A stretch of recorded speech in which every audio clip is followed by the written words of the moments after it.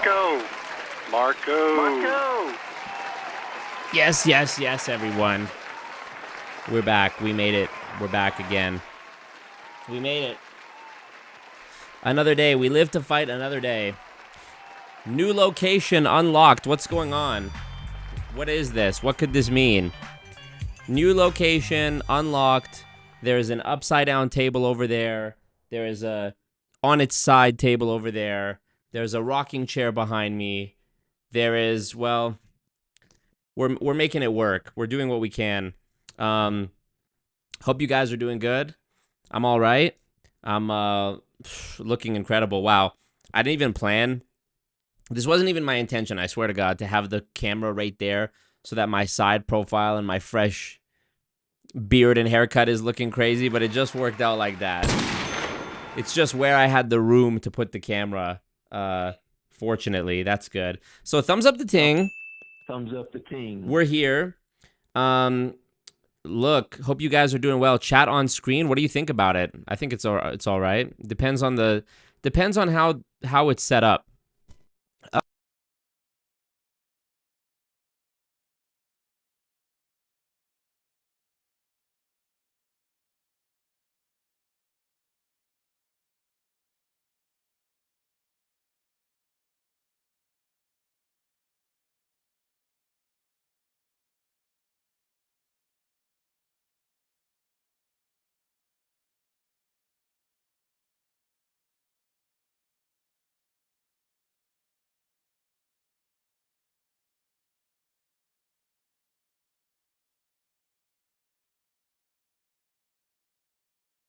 Guys, it wouldn't be an Always Marco stream without technical difficulties. Am I right or am I right? All right, we're back. I don't know. I must have accidentally unplugged something or kicked a cable or something. But yeah, today was an exceptionally YouTuber day. I want to tell you guys first and foremost about what I've been working on today, because I think it's something that you guys will all really enjoy. It's a new hidden camera video. I know, it was the first time that I was able to use my spy pen camera. Well, not was able to use, but it's the first time I used it in more than 2 years. 2023 was the last time I used it for a big MLM investigation. And here it is here. It's actually kind of busted. I've had it since 2020, and the actual pen writing part is like loose somehow. It came out today when I was trying to fix it. And so the camera part of it still works, but it's basically fucked. What happened was, okay, so let me just you guys are the live stream chat goons, so I'm going to give you the exclusive, okay? I'm going to give you the super exclusive, the T, as the kids say. But okay, so in Edmonton, where I live, where I'm from, there are these like little posters and business cards that you can find everywhere. Matter of fact, I have one over here. I'll grab it for you. Okay. Okay. So there are these. Let me see if I can cover it up. Okay. You can find these all over Edmonton. Do you see that? Solutions available for every problem. There is a guaranteed solution. Health problem, marriage problem, love problem, husband and wife, relationships, children mistakes, education problem, family argument, finance and business, sexual problems, job and money problems, jealousy and curse, voodoo and obia, lucky number, enemies, etc. So I've seen these cards all over Edmonton for the past few years. And I thought, I have to call one of these numbers one day and go to see one of these like Indian psychic healers to make a video about this at some point.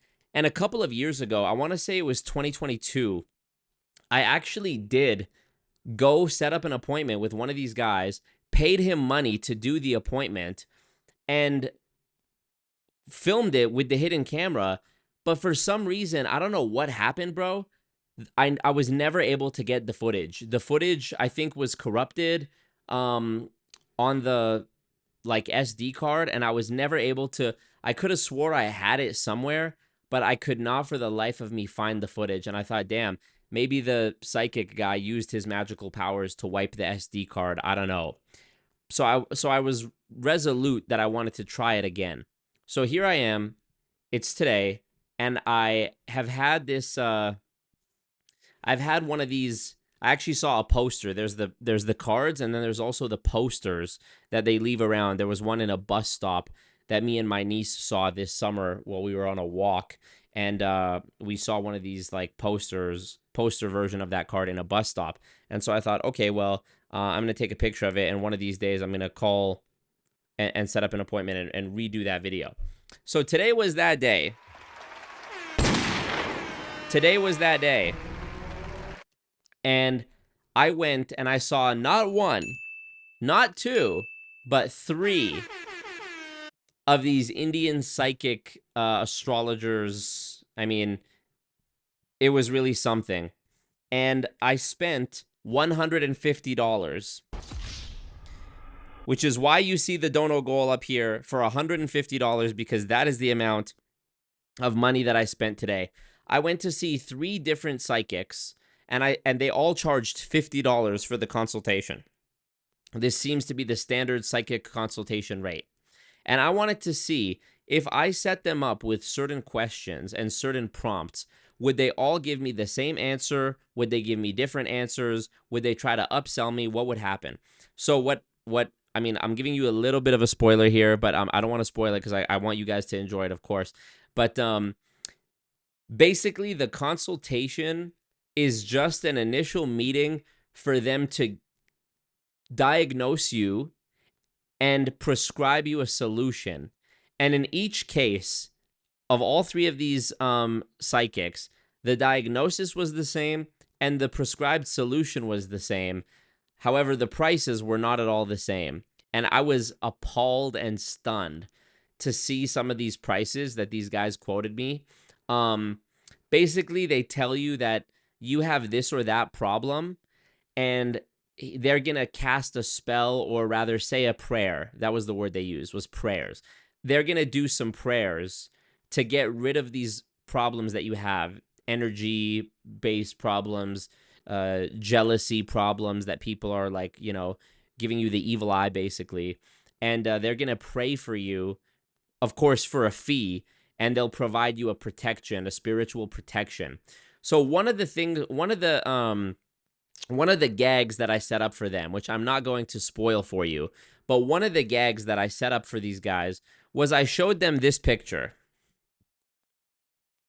Aw, look how cute that little baby is. Aw. I showed them this picture. Now, this is a picture of me as a baby, okay? This is a Walmart, you know, a professional. Yeah, I'm really excited for you guys to see it, so that's good. What else? Goon tax season is among us. You guys, I need to make we got to come together for this, because we got to make it, really, if you think about it. We need to raise on this stream fundraiser. We need to raise. I'm not going to say anything crazy. It's not going to be anything bad. We need to raise $20,000 tonight.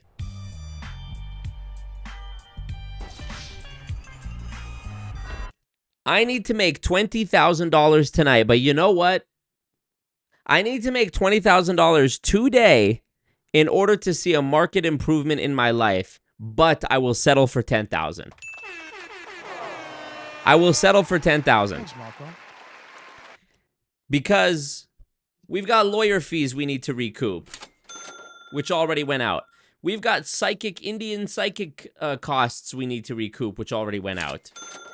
We've got a new accountant costs that we've got to recoup. We've got a new bookkeeper that we've got to recoup. We've got the actual taxes to the government themselves that we got to recoup. We got to recoup the $3,800 that the government froze my bank account over and took because apparently I never paid provincial taxes to recoup. We got the moving costs to recoup. Look at this. Let me show you something. Show you something. See that? Hold on. You see this? Okay. See the floor? Okay. I still don't have a floor. I have half a floor, literally, on the ground. X Gonzalez, you're a legend, joining the cult. We love to see it. I have half a floor because there was flooding in the new house. So we definitely got to recoup the whatever insurance deductible and whatever else is going to end up coming out because of the floor. It's been like that for over a week. Apparently it's getting done this week. Apparently it's getting done this week. I've been trying to live around it, but boy, is it fucked. This has been the worst move ever. So I didn't stream since I was at the Airbnb because they had to, there was like wastewater that was backed up through the pipes. So they had to like come in and bring in dehumidifiers and HVAC, and they had to decontaminate the whole place. Plus, I didn't have Wi-Fi, so I was at the Airbnb and I streamed at the Airbnb because I had Wi-Fi, blah, blah, blah. So I finally have Wi-Fi here now. That took fucking 3 weeks. So I can stream here, technically speaking, but as you can see, this is not my like proper setup. I mean, this stuff isn't even supposed to be here like this. So, but it was either this or not streaming at all, and I didn't want to not stream at all because, I love streaming and chatting with y'all, and it would be a shame to not stream when my haircut is still fresh. So yeah, somebody said my biceps looking huge. Appreciate that. Haven't been to the gym in 2 weeks because of this move and stress and a million other issues. But yeah, I mean, hopefully I'm not going to lose all my gains in 2 weeks, but I'm hoping to be. No, I'm not hoping to be. I'm planning to be. I'm going to be back on Monday. So we love to see that. Back to the gym on Monday. What can you do? Just got to keep it pushing. Let me read your guys' comments here, which you love to see on the screen. Who's going to be the first dono of the night? That is the real question everyone wants to know. Brandon C., Burger Baron, Uriel, the real true savior, Billy Bob. Starla says, I had my first craft fair today as a vendor, and I was selling a variety of things, including anti-MLM stickers and vinyl decals, and I just had to be put next to the Mary Kay lady. Oh, God. What are the odds? Only 2 MLMs were at the market, Mary Kay and Pink Zebra, and an anti-MLMer was put next to Mary Kay. That's so funny. Pink Zebra. Have I heard of this? Oh, it's fragrance. Fragrances. Stupid-ass name. Shifter Art, what up? Triggered Petite, what's going on?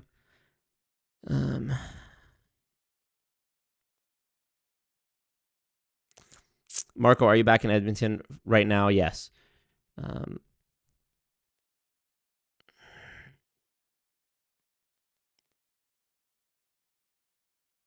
What up, Hopi Nay? You should have told them to pray off the assassins, right? Brandon says, cue to the South Park Psychic cold reading episode. Remember when Sylvia Brown? Yes. Yes. Brandon says, is Patreon still hijacked / down? Yes, I have frozen my Patreon payments. So you guys, if you're on my Patreon, you shouldn't be getting charged. But I've decided to streamline all of my crowd support into one platform, which is YouTube. There's a few reasons for this. One is, let me just refresh my screen and see if this is true. 35 people, 42 people watching and only 16 likes. Make it make sense. Thumbs up the king. So number one, you're already watching the videos on YouTube to begin with. So you don't, this spares you from having to create a whole new account and have a whole separate account. Secondly, there's been times when I've wanted to do like members only live streams or whatever, or even videos. And with the members only videos, I either have to upload 2 versions of it separately to Patreon and to YouTube, or I have to upload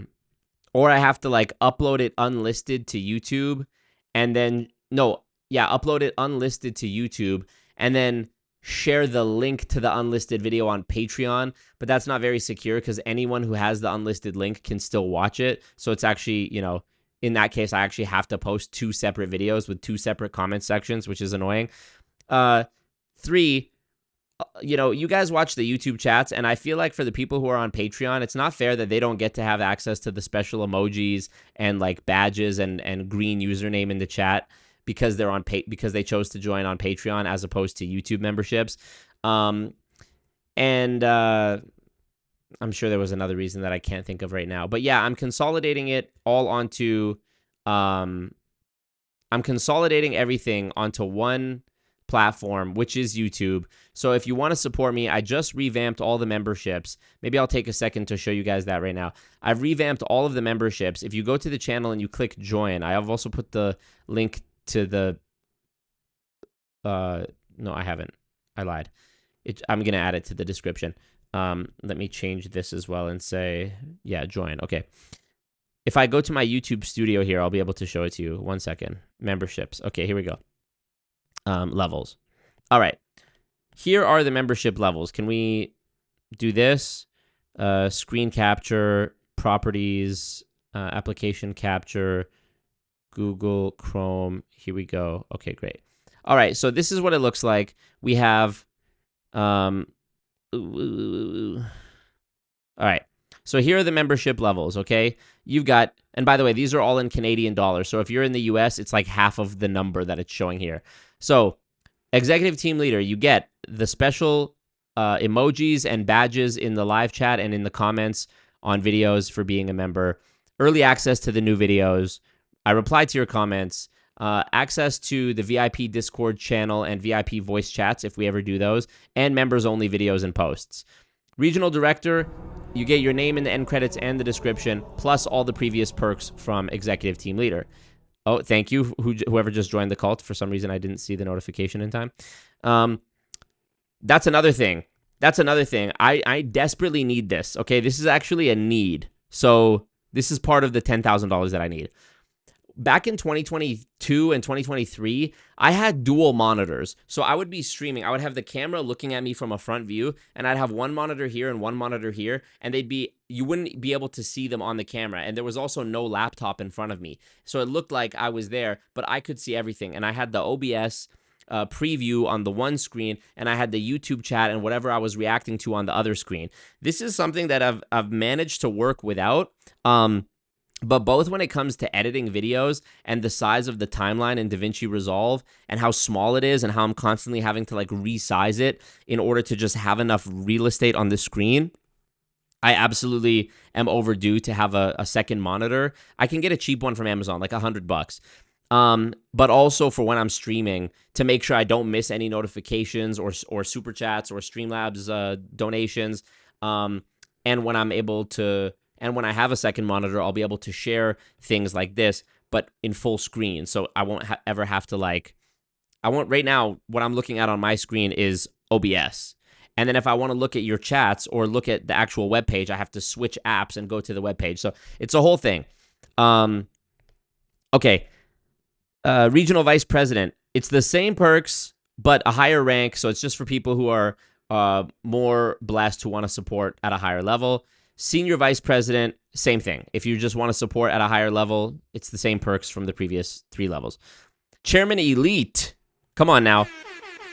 Once a month, we'll video chat, you and me, one-on-one video chat. And finally, top of the pyramid, this is a brand new perk. I will verbally shout you out in every single video. A verbal shout out from me, Marco. And I will thank you personally. I'll put a special screen for all of the people who are on the top of the pyramid rank. I'll put a special thank you screen, and I'll shout you out verbally and say thank you to blah, blah, blah, blah, for sponsoring this video. This is my, this is what I would much prefer to do than taking sponsors. You've seen I've rarely taken sponsors on this channel. I did one in 2021. I did another one in 2022, and I did 2 for Aura earlier this year. So that's literally it. That's all the sponsorships I've done because I like when the community supports. You know, I like working for you, the people, not for a company. So those are the new membership perks.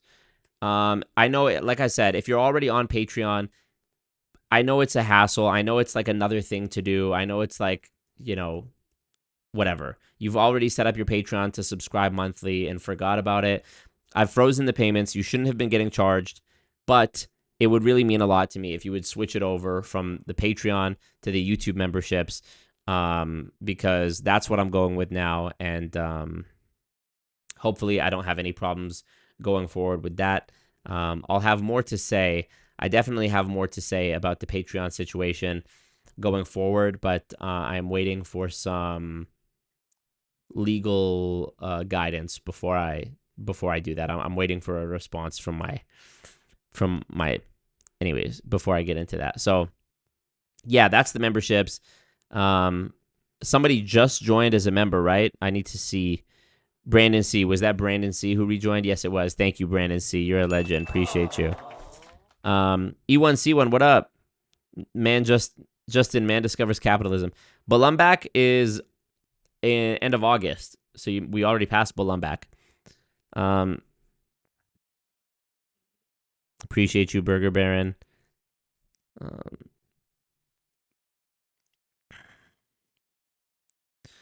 Is it Nestle, says Calaspo. Okay, let's get to that. Oh, are you back at your crib or still Airbnb? I am back at the crib, but it's still in a state of repair, so yeah. Devin Sago, our dollar's so shit, so true. My mom started buying Unicity powder and gained weight, not losses, LOL. Oh, man. Sorry to hear that. Thumbs up the ting. Thumbs up the ting. Okay, this is the video that I want to react to, okay? It is by a YouTube channel that I've started to become a fan of, honestly. You've probably heard of it before. More Perfect Union.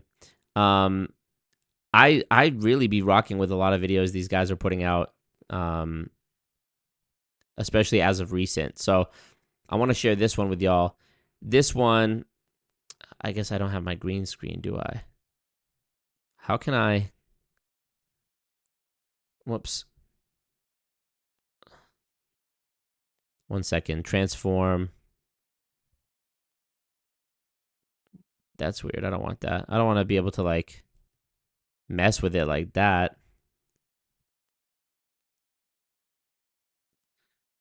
Here, basically what I'm trying to do is, like, I have it like this, and I'm trying to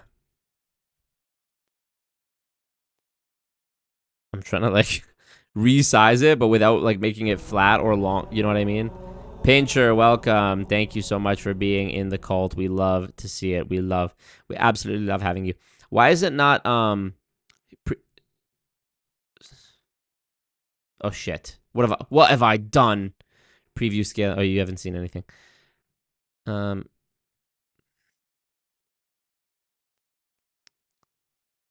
Basically I want it to stay relative, the amount of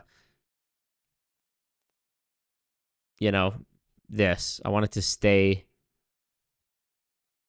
Okay, there we go. That's what I want. I don't know what I did. But I think I need to shrink me too. I don't have the green screen going. So I'm going to need to shrink myself as well so that we can watch this. Here, why don't I just do this? Why don't I just be a big boy and do this? I'm going to make myself small, and I'm going to make the thing big. And let's just react to that. How about that? Catch me outside. How about that? Right? And let's bring me in front. There we go. Is that good enough? Let me shrink me a bit more. Good enough? We get it? Okay. Pincher, thank you for being in the cult. So I have a lot of thoughts about this. Let's just watch. Oh, shit. And let me put my headphones on so that there's no audio leaking back into the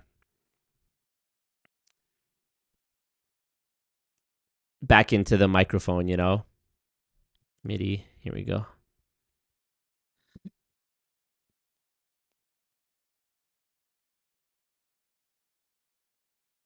Test, test, test. There we go. Okay, perfect. I can still hear myself. You guys can still hear me. Here we go. I've had a sense that lots of restaurants are starting to taste the same. And maybe you too have had a sense that something is amiss. So I wanted to test a hypothesis with my coworkers that you can be served the same exact food. Can I just get the jalapeno poppers? From totally different restaurants. The fried pickles. Can I get the fried pickles? But made in the same factory, whether you wanted it or not. Can I get the funnel cake fries? By the way, this video, after I watched it on YouTube, also came up on my TikTok. And bro, this shit yesterday when I saw it on TikTok had 10 million views on TikTok. Here's the question behind this test. Are we trapped into eating the same mediocre food from New York to Alaska? And if so, why? And who's behind it? All right, moment of truth. That's the mystery we're going to unpack today. To get to the bottom of it, first I went to Harlan, Iowa, woke up at 5 a.m. to talk to a restaurant owner about how they get their food. I'm Ellen Walsh-Roseman, and I own Milk and Honey. The thing is, Ellen's restaurant does it differently than most restaurants in 2025. She showed me how she makes something from scratch for French toast.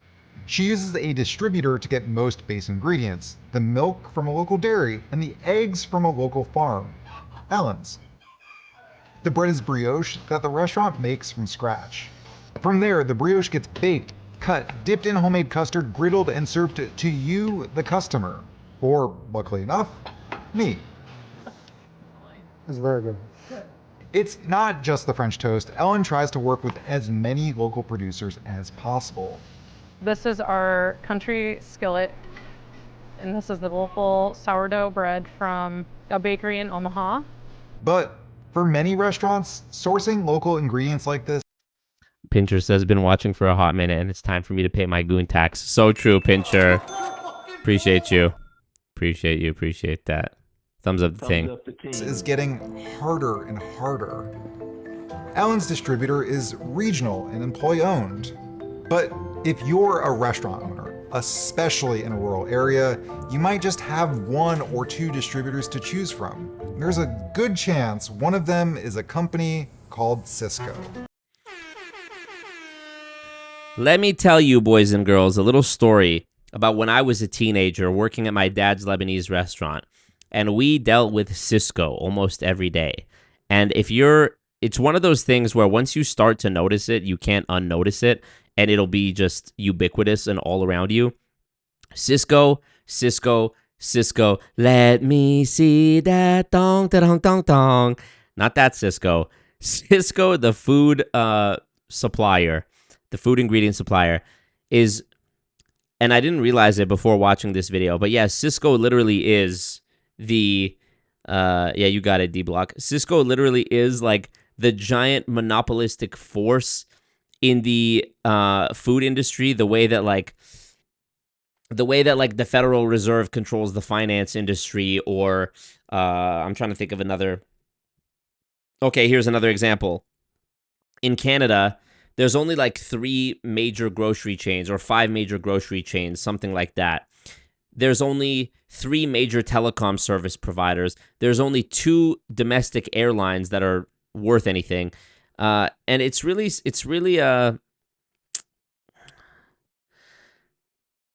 something. It's really something. Let me go to my playlist here. I have a playlist that it's a private playlist with a bunch of videos for my research about the current Canadian oligopoly. And it's like, I think it's Loblaws, Sobeys, and I don't know, another one for the food. For the mobility, it's TELUS, Rogers, and Bell. And for the airlines, it's Air Canada and WestJet. It is just sad how in almost every way that we rely, in every facet of life that we rely on in Canada, like any major service or product that we rely on, it's like all the biggest ones are like oligopolies, you know?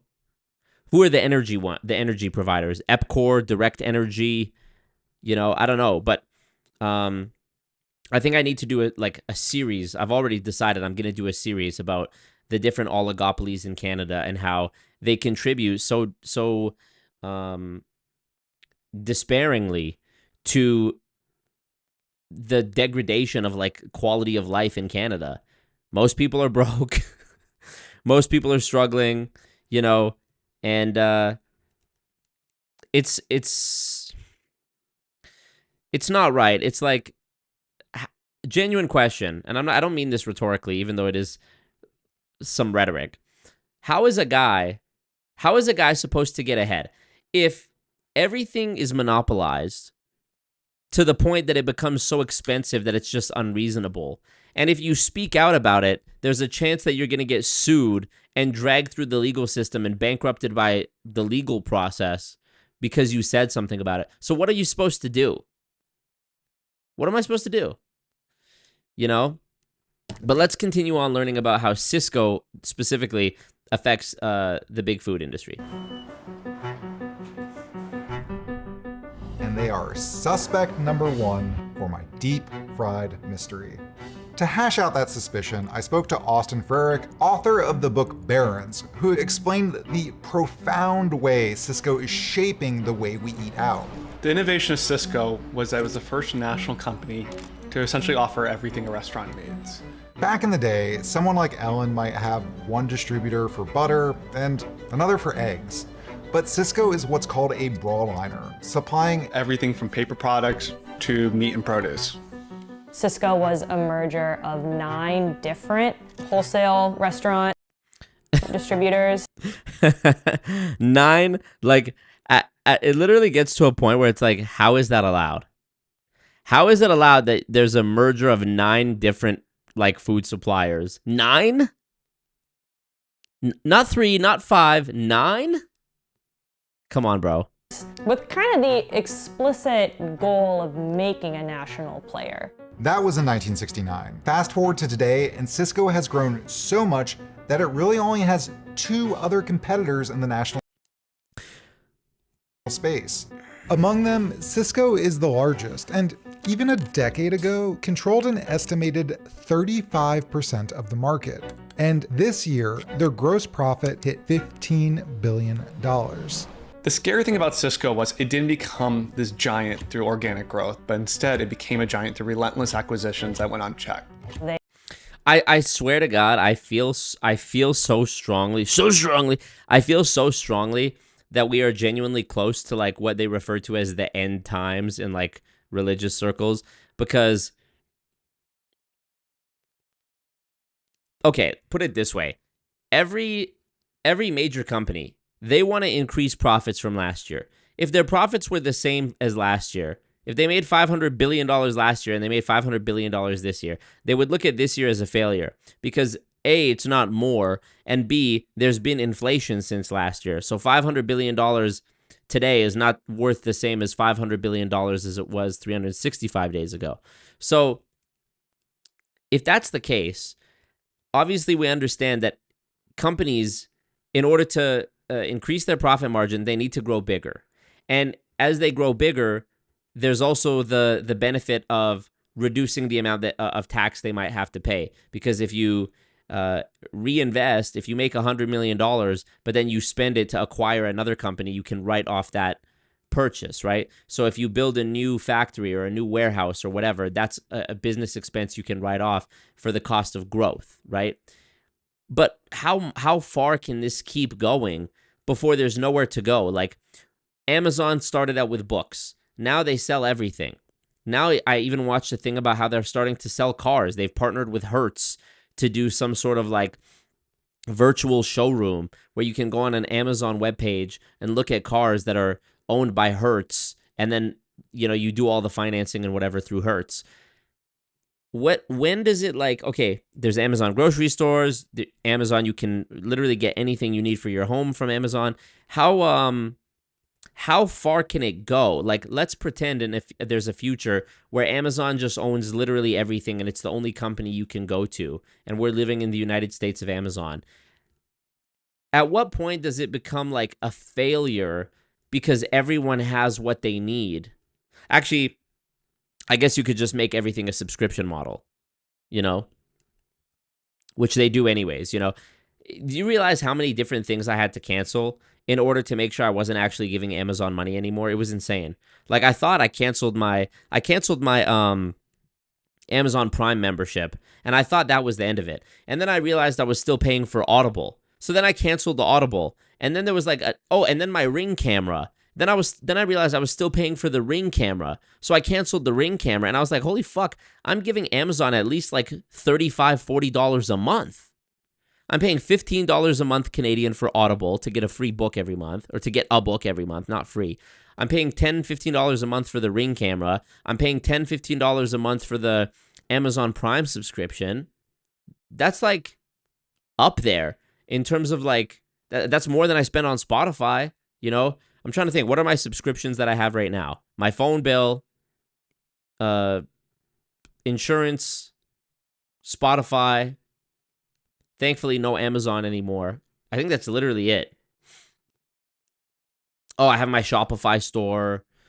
What else? I don't know, but you get my point. It's like, how much more can it go? I even watched one video. I think it was also from the same channel, More Perfect Union, and it was about how, it was about how, let me see if there's a,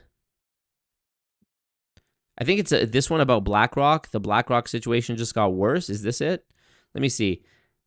Yeah, okay, so it's basically about how BlackRock is trying to own, is this it? Yeah, Minnesota Power. Okay, yeah. So they're basically trying to now own things that towns actually rely on, like energy. Like they're trying to invest in and privately own the water supply or the electrical supply. Because, oh, you already own every company in terms of stocks and whatever, shares. So now I guess we need to own the earth, basically. But what happens when you own the earth? You know, is this something ChatGPT can answer for us? What happens when you just own the whole earth? Like, Cisco was a merger of 9 companies. Okay, here's the 9 companies. Cisco, Armstrong Produce, Imperio, J. King's, Vaughn Foods. Oh no, these are other ones. These are different. $15 billion. The scary thing about Cisco was it didn't become this giant through Oh, look here, it's slowly eating them all. organic growth, but instead it became a giant through relentless acquisitions that went unchecked. Okay, so unchecked acquisitions. I mean, what happens when Amazon buys Cisco? You know? Oh, Amazon, we're having our Amazon Fresh grocery stores, whatever. We also want to get into food. Well, what happens when Amazon just owns everything? I genuinely mean that as a sincere question. I don't know. They've acquired over 150 companies to become really one of the only national broadline distributors for restaurants. And this growth, I learned, is deeply changing the way we eat from farm to table. Let's start with the farm part. Yeah, news as well. D-Block points out syndicated news. You know, when there's that very famous clip, I think it's the #1 post on Reddit in all of Reddit history, actually. The one where it's like, this is very dangerous to our democracy. Reddit.com. I think it's #1 on r/videos. Let me see. Last time I checked, it was the #1 most viewed. Here, if I go top and then sort by all time. Yeah, it's a post, the #1 post on Reddit r/videos, a subreddit with how many people in it? Oh, it doesn't even tell you anymore. It just says how many are 3.5 million weekly visitors. Damn, it doesn't tell you actually how many are subscribed to it anymore. Anyways, that's fine. But here's the #1 post. The #1 post on r/videos is from a user called Patient Bear 8 years ago. This is what happens when one company owns dozens of local news stations. I'm sure you've seen this.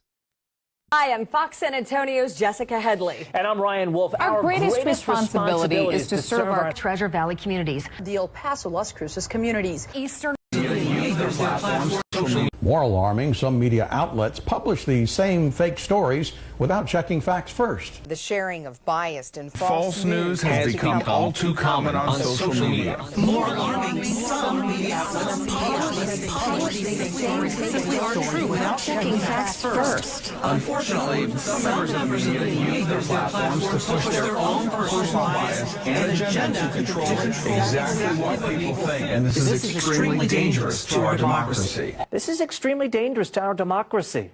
This is extremely dangerous to our democracy. This is extremely dangerous to our democracy. This is extremely dangerous to our democracy. This is extremely So fucking funny.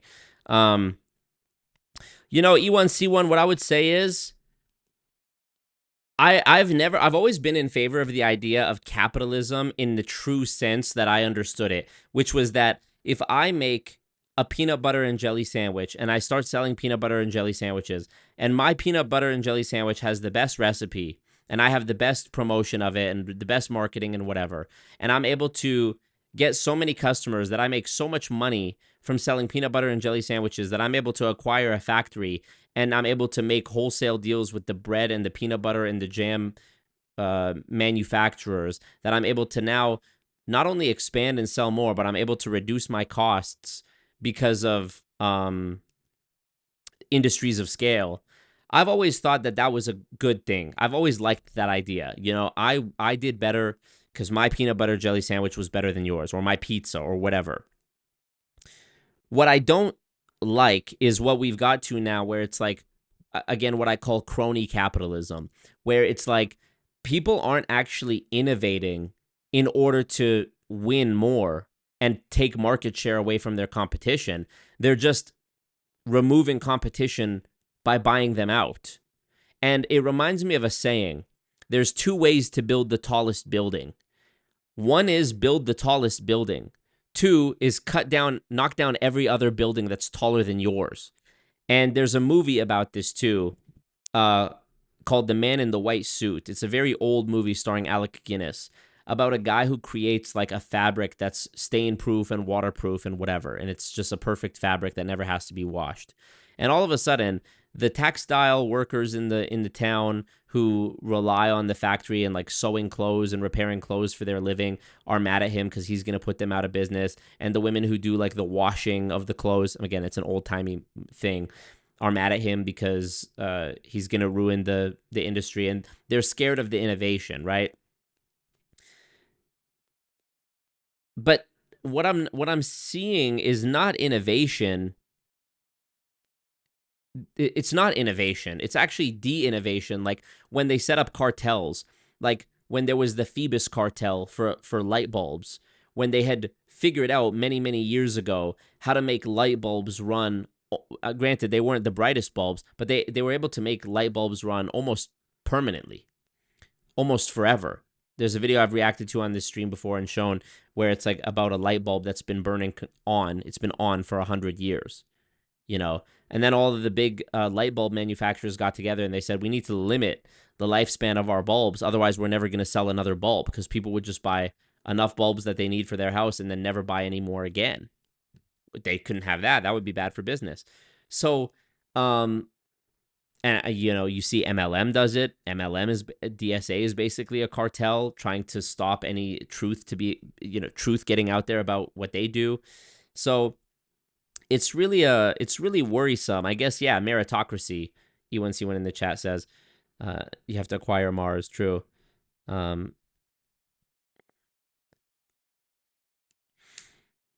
Yeah, like making sure things don't get too good because then there will be nothing more to sell and no more way to profit. That I don't like, you know. E1C1 says it's a meritocracy which has never existed. Yeah, I don't know. Maybe it has never existed. I don't know. But cars too. Cars are a huge example of it. Streaming services, you know. It was a cool idea, and now in order to get all the shows and movies that you want, you basically have to just like you would have to sign up for enough streaming services that you're basically just paying for cable again. We've basically just gone in a circle to cable. And now they're trying to charge subscriptions for like your fridge and shit like that, you know? Why does Louis Rossman just put out a video about this recently too, about how like air filters have DRM on them now. If you don't know what DRM is, digital rights management. So basically it's like proprietary, it's like chips inside of shit that can tell whether you're using their proprietary parts or not. And if it detects that you're not, they can brick your machine, like a printer, a fridge, a air filter, whatever.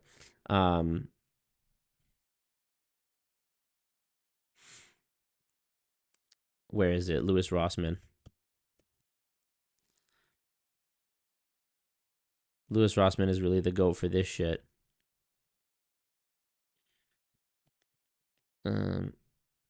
Yeah, air filters. Look at this. Having a lovely day. Welcome to today's Wood Slim Shady. So the Molecule Profiler is using a knockoff third. Molecule is the company, and they're basically saying any air purifiers from Molecule using knockoff filters will be denied service. So look at this. He breaks it down here. Okay. They don't make it easy. Select your purifier. Let's say I have the Air Pro. I click it. It doesn't do anything. Air Pro. What up, Bam? And it takes me here. Okay. This is $80. So look at this. The filter is $150. $175 for the air purifier filter by itself. Air Pro, Pico, HEPA. I'm not going to pretend that.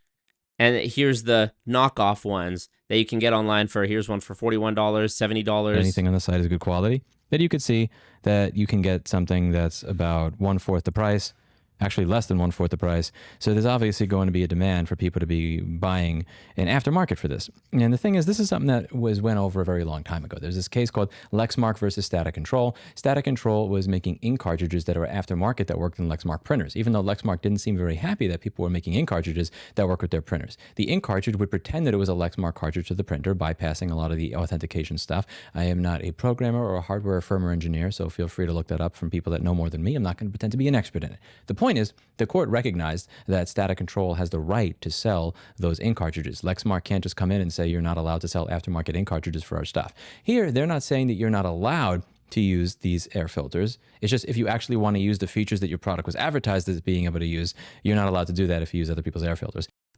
Air filters are not going to allow your filter to work, but just because fuck you, because you're doing something we don't want. There you go. And it's like, this is happening with everything. Everything. I was talking to my friend on the phone the other day. I was like, we were on FaceTime, and I was like, bro, it just feels like everything is getting dragged. And I hate to be in like an era of doom and gloom, because I know I talked on a stream recently about how I don't look forward to anything. But really, what is the positive solution? What is the positive outcome of any of this? Why does shit always have to get so absurd and so bad before measures are taken when we can already see the direction it's going? Why does shit have to become so bad before it gets dealt with, you know? I saw a very optimistic video the other day about AI and all the AI videos that have been coming out. And I like this, and I'll tell you what it said. The guy was basically in the video talking about how his optimistic hope for the future when it comes to the AI slop Sora videos that we've been seeing. You know, think about how fast that has progressed. From like what the Will Smith eating spaghetti thing was, 2 years ago. Now it's like, I saw a video of Jake Paul the other day doing his makeup, and I couldn't even tell, you know? Basically, this guy was saying his thoughts were that AI will become so good, which it's already almost there, that people will basically just check out of social media and be like, what's the point? Because you're going to see such amazing, fantastical stuff that looks literally real. And people are just going to feel like there's not actually any point. Dead internet theory, you know? Like, literally everything that's there on the internet, all the content and all the comments are just going to be bots, essentially. And that it will create a situation where people don't even care to go on the internet because it's so cooked. You know, that's an optimistic way of looking at it. But I'll tell you, even myself, even somebody who relies on social media as like their job, I will definitely tell you, bro, it doesn't, like when I'm posting reels and things like that, like actual videos or content that I've made, I still enjoy that, and I still think that is good. But when it comes to posting like stuff about my own life or stories about like, you know, me going to lunch or me hanging out with friends or whatever, like things that normal people might post on their story, I just don't even see a point anymore. Granted, I'm in a bit of a unique situation because like I'm also trying to make sure spies aren't following me and shit like that. But I don't know. Do any of you guys feel like that, where it's like, what's the point? You know, what's the point of even posting? Let me see what you guys are saying here. See the chat. The shot.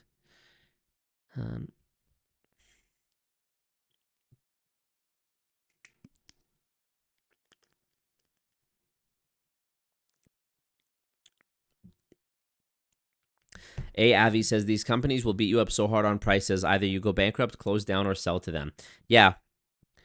That's why, like, they have a thing called loss leaders, right? Where Amazon, for example, can afford to purposely sell a product at a loss just to undercut their competitor, so their competitor dies before them. And then once all the competitors have died out, they can just raise the price back up to whatever they want because they're the only game in town. Be absorbed and sell out, or get beat by big business spending money to convenience you out of business is lame. Amazon would probably merge with Target, Walmart, and Home Depot and Lowe's if it could. Well, you never know.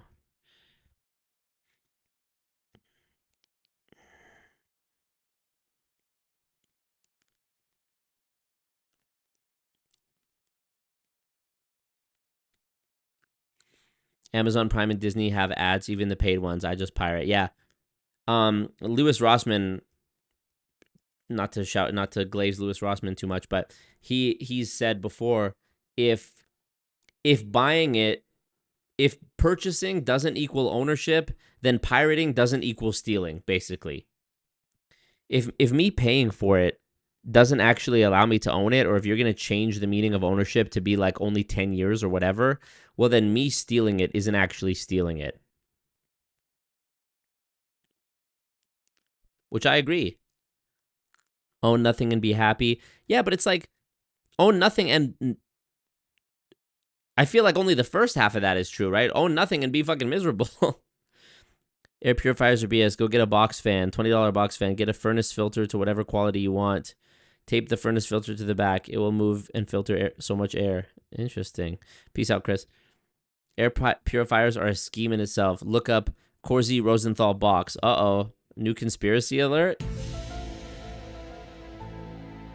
Let's see. Corsi Rosenthal box. Powerful, inexpensive DIY air purifier built by taping together 4 high-efficiency air filters into a cube with a box fan on top. The fan pulls air through the filters, which can remove airborne particles. Okay, interesting. Cool. Corsi Rosenthal box. I never heard of that before. ZMFK says same. So much so I haven't used social media in like 4 years. Ewan says, I've felt this way for decades, and it gets worse and worse as you get older, and it'll eventually consume you until you have nothing left to live for. Enjoy.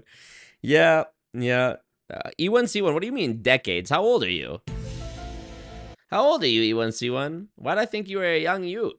I thought you were a young ute, like me. Well, I'm not a young ute anymore either.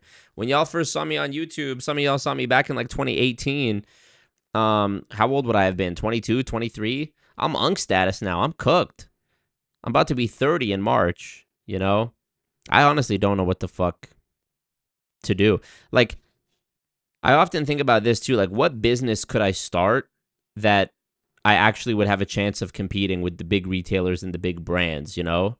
It would have to be something service-based, like, you know, I don't even know. Be a plumber or something. Do a trade. Be a carpenter. I don't know.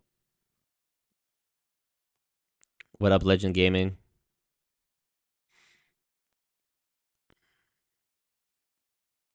$35. Oh shit, you're super cooked, huh?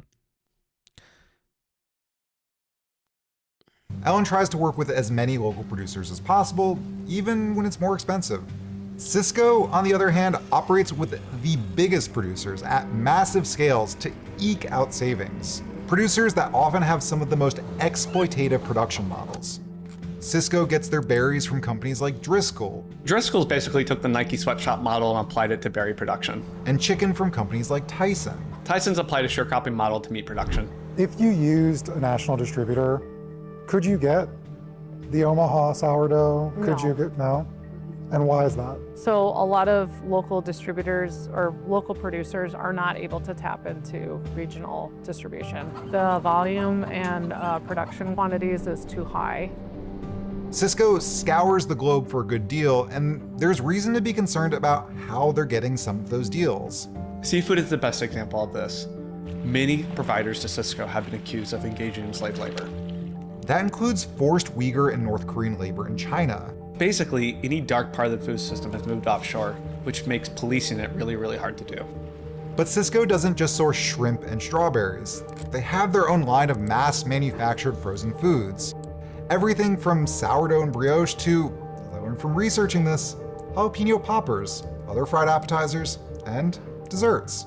Frozen food, it turns out, isn't just a facet of the Sysco business model, it drives it. I don't think Americans appreciate that frozen food allows these long exploitative supply chains.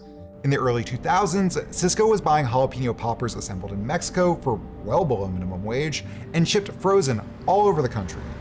It allows a race to the bottom in terms of labor standards and pay.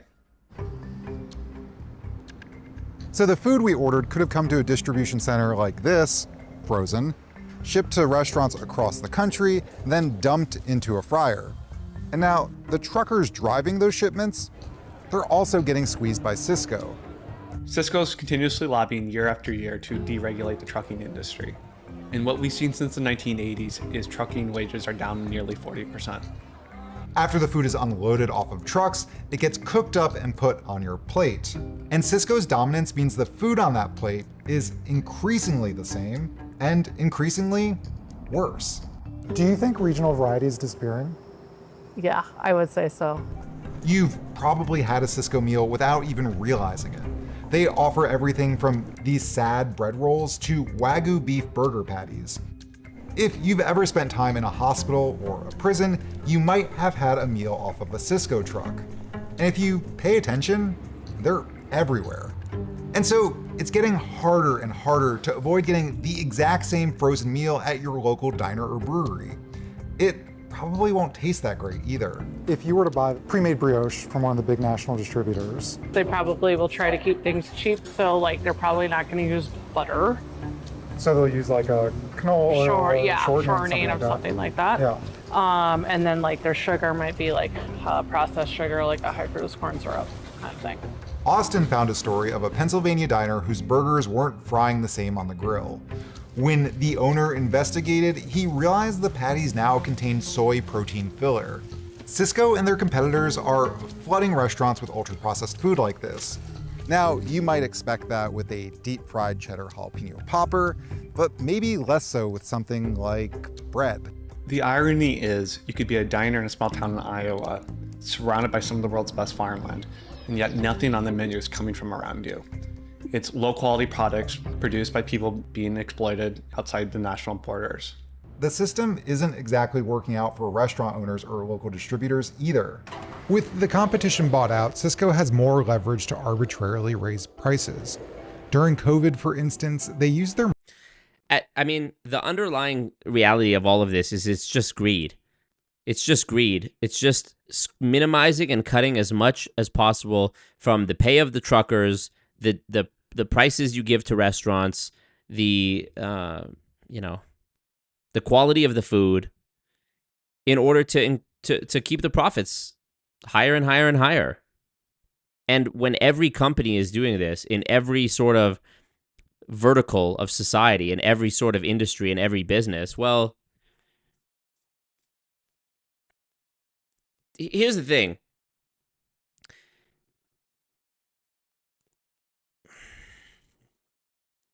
If everyone's broke and homeless, how does that help anybody? How does that help any of the companies? Like, don't the companies want repeat business? Don't the companies want to keep having customers year after year, generation after generation?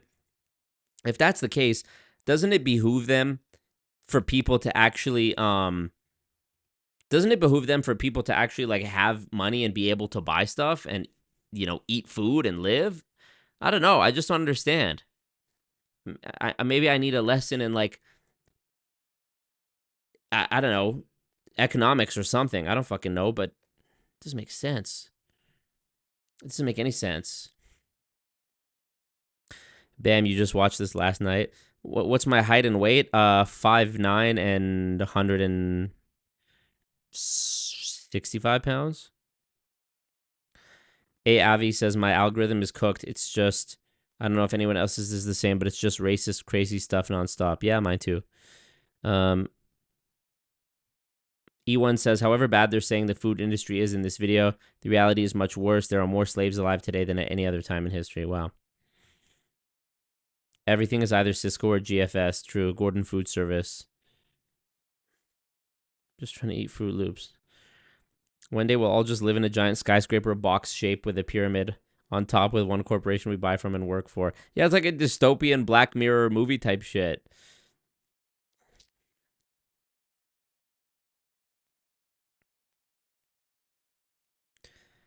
BA says, don't do this, Marco. Oh, yeah, you like the Netanyahu. Marco, don't do this. Hey, Marco, don't do this. Love that. They're not worried about your pockets or affording it because they're your only choice. Yeah, I guess so.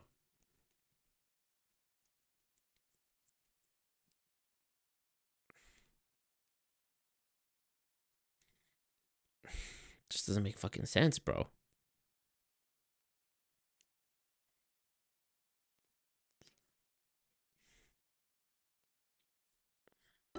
Cisco CEO even said on an earnings call, Wait, when did they do that? From when? In 1 year? They used their market power to pass on inflation to their customers. Oh, during COVID.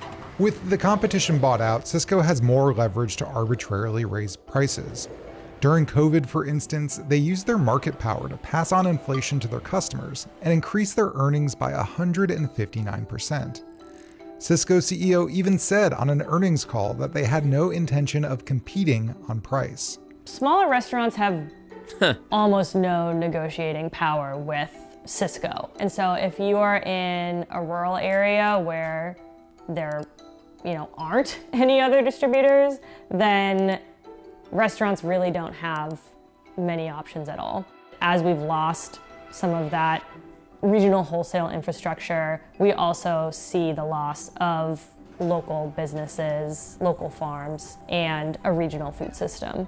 In general, restaurant owners have little recourse when Cisco screws them over. Complaints are rampant about late deliveries, crushed eggs below stacks of boxes, even swapping ingredients without informing restaurants. As the industry continues to consolidate, these issues will only get worse. Cisco already tried to buy their largest competitor, US Foods, $3.5 billion, Jesus Christ. but was shut down by the FTC. Oh, well, better late than never, I guess, huh, FTC? Now, Cisco's two largest competitors are signaling they might try to merge. In an environment where the biggest companies aggressively push out competition, makes sense. It also means restaurants will have even less choice than they already do, and farmers will have less bargaining power when selling their food.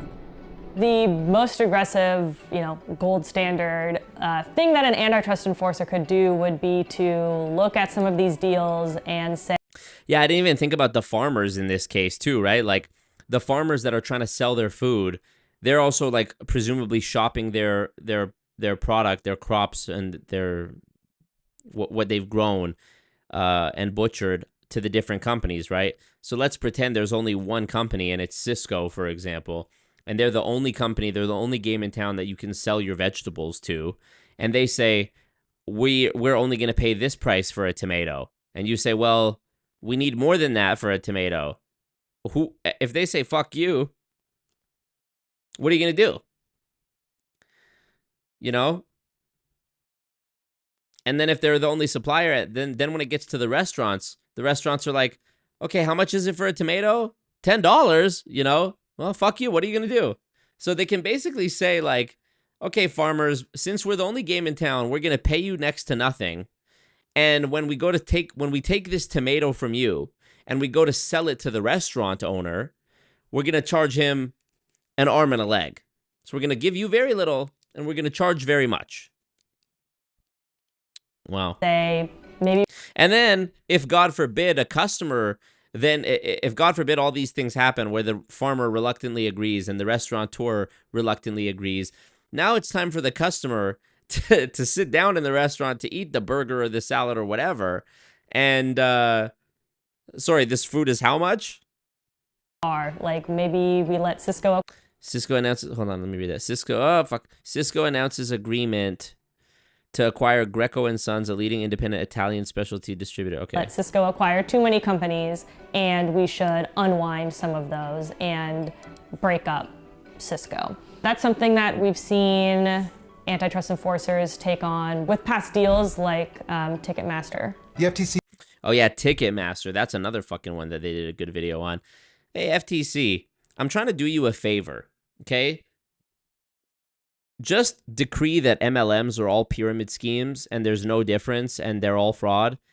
Do that so that you can stop even having to worry about it. You can stop having to spend resources and time trying to go after different MLMs. Just refer it to the FBI and the DOJ. That's what you should do. That way you have time to go after all of this actually anti-competitive stuff, because MLM isn't even necessarily anti-competitive because fraud is not competitive. You know, it's not an industry. It's not, you know, there's no, how do you regulate the competition of a fraudulent act? You know, you can't, you don't, and you wouldn't. So how about that little idea? Could also block future acquisitions, and states and federal regulators could scrutinize discount programs that people like Claire and Austin suspect Cisco is using to drive out the competition. But what about my mission to get the same food in entirely different states? We ordered a mix of jalapeno poppers, fried pickles, and funnel cake fries in Nebraska, New York, New Jersey, Pennsylvania, and in Alaska. All right, moment of truth. Jalapeno popper. Never been to this restaurant, never been to the city, but it just tastes like something I've had 100 times. In Omaha, I am pretty sure I got the Cisco brand jalapeno popper, though, to be fair, their main competitor sells almost the same thing. The one that I got in Brooklyn was clearly different than that one and was a little bit better. Here in New Jersey, I ordered funnel cake fries. They seem exactly the same as the ones I got in Omaha. A fellow producer also ordered them in Philadelphia and another in Anchorage. They look pretty similar.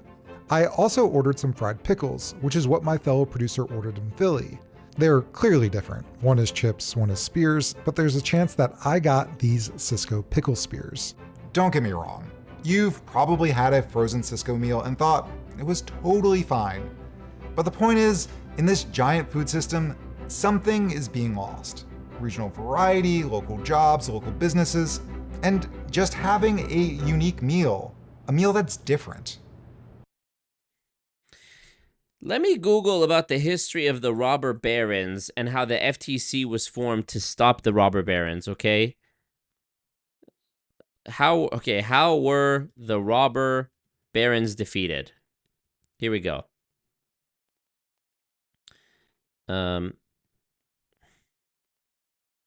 Here's a Reddit thread. How did the United States get out of the Gilded Age and into the progressive era? Actually, maybe that's not the best, because Reddit's going to be a fucking shitfest. Federal. Interesting. Okay.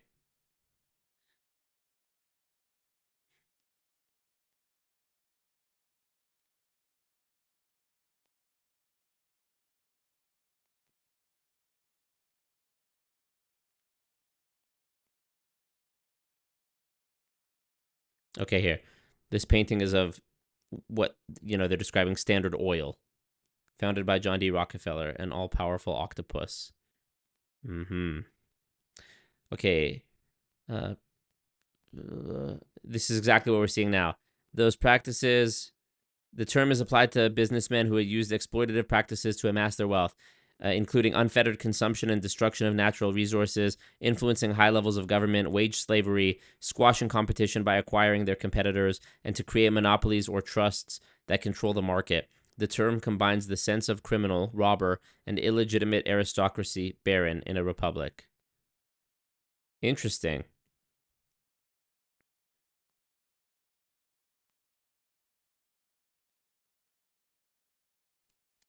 I'm trying to find out what the solution was. What did they do? From the 1930s to the 70s. Okay, 1930s, blah, blah, blah. Great Depression. What did they do? How did they fix it? How do we fix this? How were the robber barons defeated? Why did the Gilded Age end? Okay, here. Let's see. Here's an article by Jessica Pierce Rotondi. Oh my god, fuck off. Who's this? Upton Sinclair. Oh yes, okay, I've heard of him. Damn, what the fuck? 1915. This is a high quality ass picture for 1915. How the fuck they get this picture? This shit 4K. How they get that crispy quality in 1915? Goddamn. Okay. Anyone in the chat know?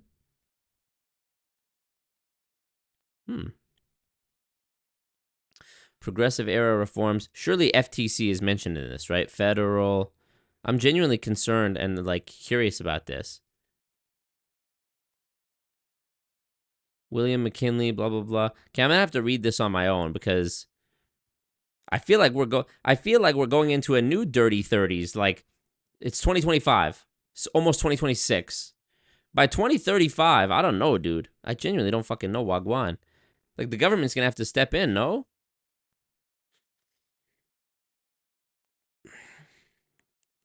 Also, a South Park clip, I'm thinking of the satellite cable companies. Let me see that.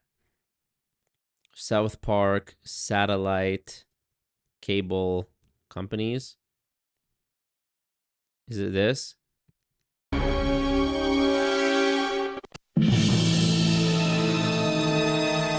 Hey guys, can I help you? Hello. There are certain networks that we see as harmful to our families, and we want them removed, please.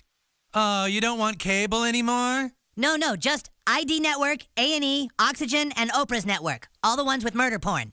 You don't like paying for all the channels? Oh, our company actually packages channels together. Well, can you unpackage them so we only get the channels we want?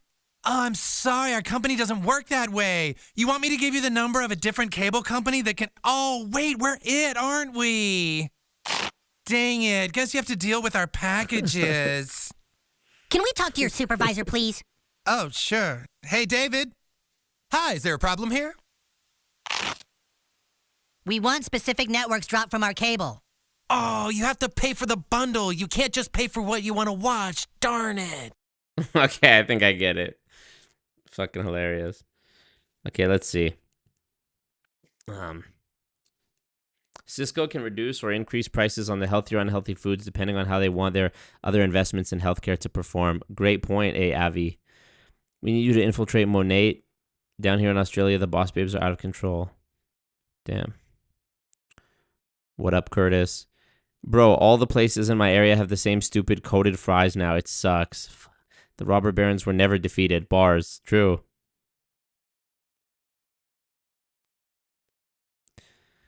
Marco, I've been meaning to message you. You need to dig into the entire insurance industry. I've been pursuing getting my life and health license, and the entire sales side is MLM. Also, there's U.S. Foods, GFS. Food service is $1 trillion industry. Thanks, legend. Damn, man. Let me go back to check something here real quick with Lewis. God did. Uh-oh. Brandon What? CDIDDDD. Brandon. $50 Canadian.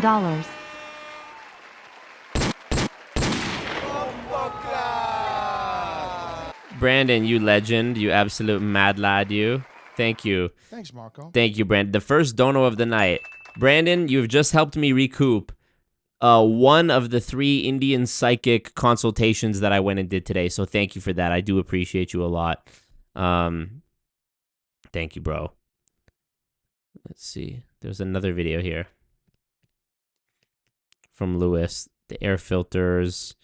Where was... Oh, actually, it wasn't this. It was a...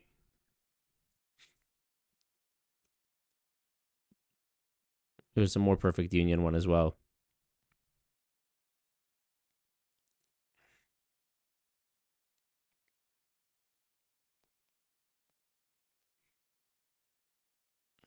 Here, this one was really good.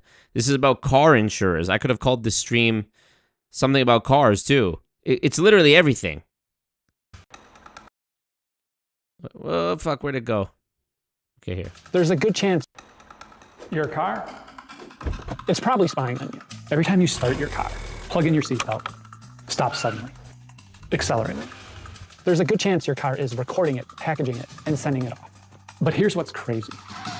Car companies aren't just using this data for legitimate things like recalls or maintenance. They're selling it. And according to them, you gave them permission.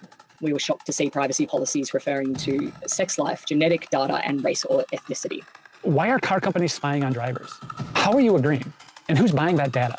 It can be used to justify raising my rates. We investigated, and we found a hidden economy that stretches far past your driveway. It involves more manufacturers than you'd think, with the data being used against you in ways that could cost you hundreds or even thousands of dollars.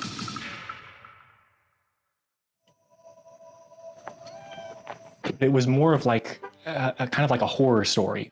My name's Mike Tarana, and I drive a 2023 Chevy Bolt EUV. Last year, Mike read an article about GM spying on drivers through OnStar. His car had OnStar. What up? What up, Walt Turner? Hope you're good. DJ Khaled's build has its own client profile for Cisco, LOL. I've always been a very private person, and I was super scared, so I clicked on some of the links in that article and requested my data. The data showed up weeks later. Mike expected it to show the boring stuff. Things like battery charge status, charging locations where I charge the most. But that's not what he found. The first page is like a big tally of... Walt Turner in the cult legend. Marco just got here. Can I get a residual income? You absolutely can. It's all about residual income. Thank you, bro. Appreciate you, Walt. Like the common things. Driving at night, harsh stops, sudden accelerations. Around 5:30 every single day was the same, near-miss collision, small object. I get off work at 5 o'clock, it takes about 30 minutes to drive home. When I pull into my driveway, my cats, run into the carport because they're so excited that they're gonna be fed. This is the data point. Me having a small near-miss collision every day is my cat running in front of my car and me stopping. Mike's data, even though it was inaccurate, eventually came back to haunt him and may have ultimately cost him hundreds of dollars. The thing is, his story is not unique. It's not even... So basically, the company's data from the car, the AI calculator or whatever, is saying, oh, every day this guy has a near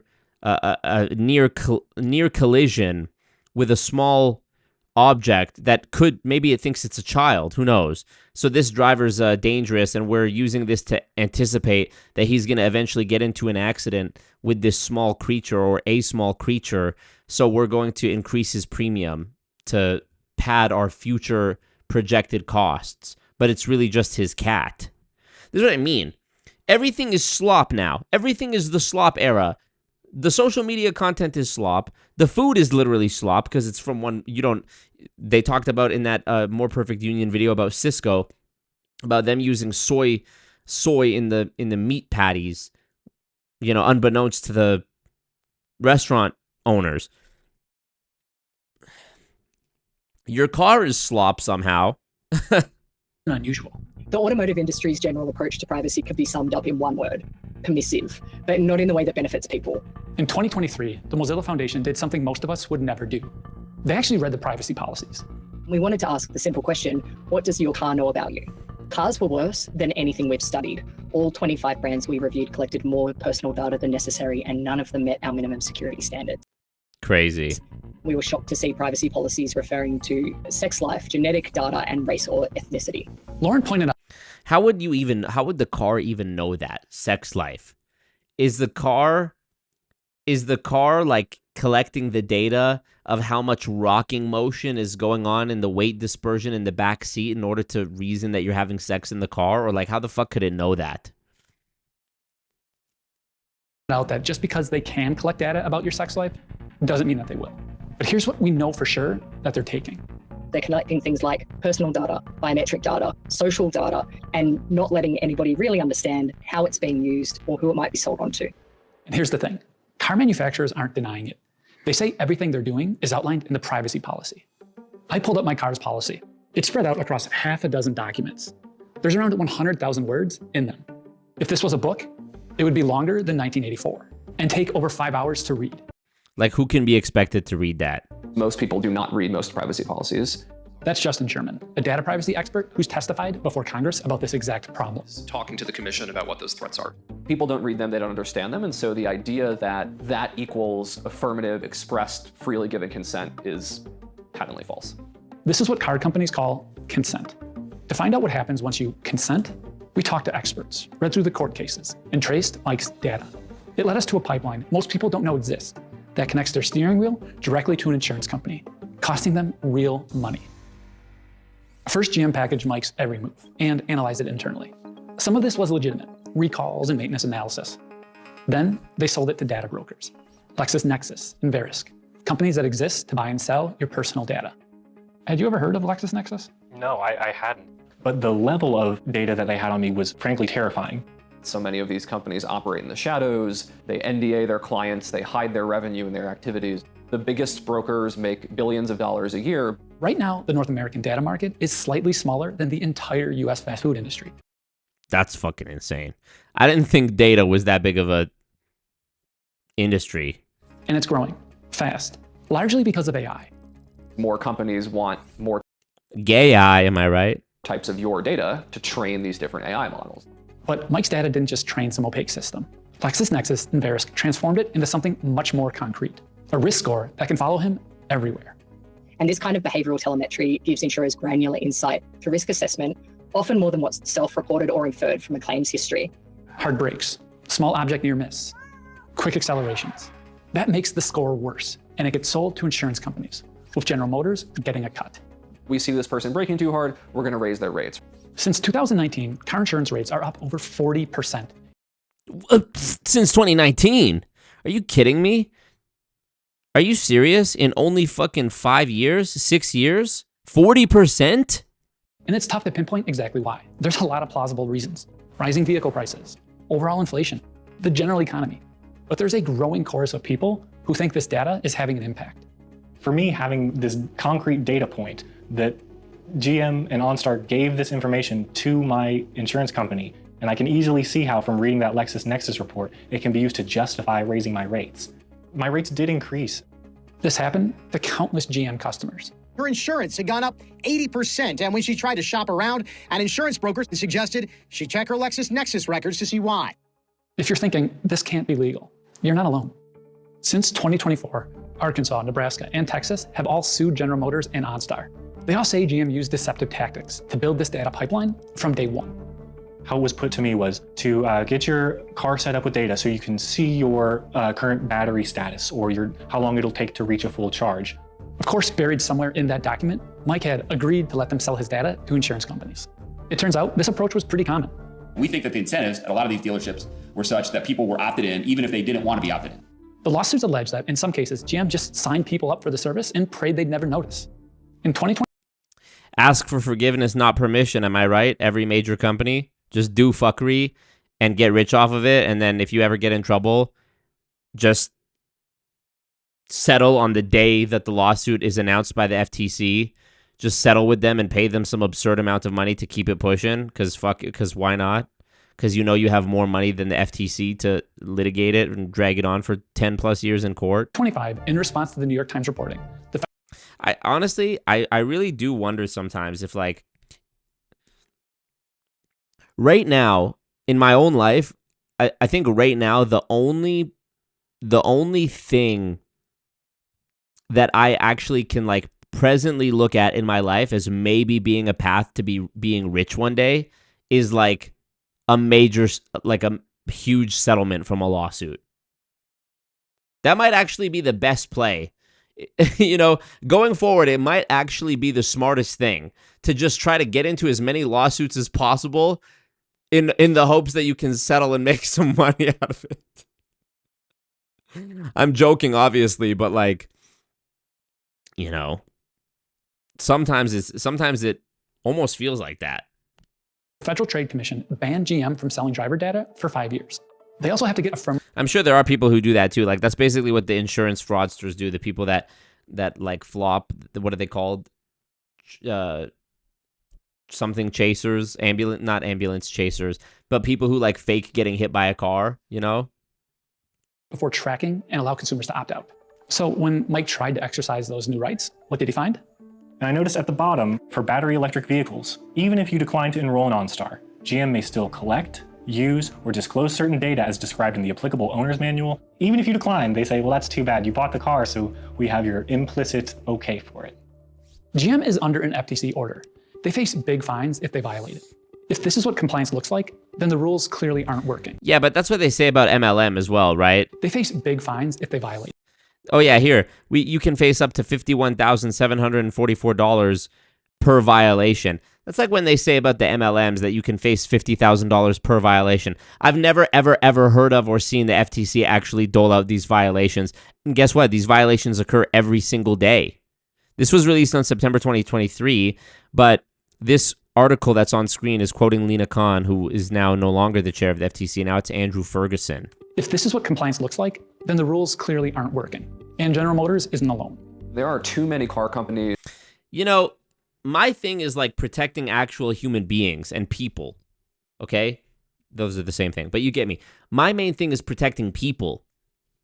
When the FTC says, okay, IM Academy, we're suing you for being a scam, and then all of the people that they sue just pay millions of dollars to the FTC as a settlement, how is that actually helping anybody? Those people then just go on to scam other people in different companies or run some sort of new scam or MLM, you know, and are the victims made whole? Of course not. Of course not. And so what happens? Like, same thing with these companies, like Herbalife, $200 million settlement. OnStar, I'm sure they're going to pay a settlement. Cisco, if they are found to be engaging in monopolistic practices that are anti-competitive and they get a lawsuit, settlement. And then what? Who's that good for? Oh, the FTC made a bunch of money. Okay, great. Now what? Somebody's getting a bonus? Like what? You know? And too many services plugged into these car companies to think that's the only case of this happening. Nearly every major brand is getting sued now. The class action cases want an end to the practice and money for the victims. The fundamental issue isn't individual companies. We don't have real rules in the first place. Right now, we really lack comprehensive regulations on this. The biggest one is FCRA, the Fair Credit Reporting Act. That law is over 50 years old, written for credit reports, not connected cars. So important that we have regulation around these issues so that there is a single standard that everybody knows their car is kind of meeting. For the larger data broker industry, there's virtually nothing at the national level. Only 4 states even require data brokers to register. None put real limits on how they operate. There are many gaps there. They don't explicitly govern how an insurance company can buy data from a car to inform their pricing. In 2024, there was a Senate investigation. A bipartisan group of senators proposed legislation that would fix some of this. Explicit consent, national standards, real rules around what car manufacturers can collect and sell. But until Congress acts, companies are writing their own rules. The problem on the company side is greed. I think we understand that, right? Money. And the problem on the Congress people's side is also greed. It's lobbying. If you're allowed to lobby, if you're allowed to give money to a senator or a congressperson or a Supreme Court judge or whatever it is, you know, Tony Montana was right when he said, first you get the money. First you get the money. That's the key. You need to get the money first. Motherfucker was right. I'm not going to lie. I do kind of like this IRL, not IRL, but like non-green screen setup with the nice blur in the background and the lighting. Look at the, look, I thought it looked nice before. I wasn't even going to put the light up. Here's without the light. Isn't that crazy? Without the fill light. All the lights are on in the room. This is why you need an actual proper light. And there's with my light. Okay, Walt Turner is sharing a story here on the chat. What does he say? He says, I have a crazy insurance story. I used that progressive plug-in thing for 6 months back in the day, which analyzed my driving and would beep if I hit the brakes too hard or accelerated too fast. After the 6 months, I get a letter that I did so good with the thing, my insurance would go down by 15%. Then I got my next bill, and it was $10 higher than normal. Wow, that's some Orwellian 1984 shit, because in 1984, you know, they if you haven't read the book, there's one part where they announce an announcement that the chocolate rations are being increased from 5 grams to 10 grams, even though what actually happened was they were being reduced from 15 grams to 10 grams or whatever it was. So they literally just relabeled it. Paying the FTC, then continuing its own Ponzi scheme, if you think about it, kind of. Marco lost and gained his rights when he turned the light off and on. Yeah, true.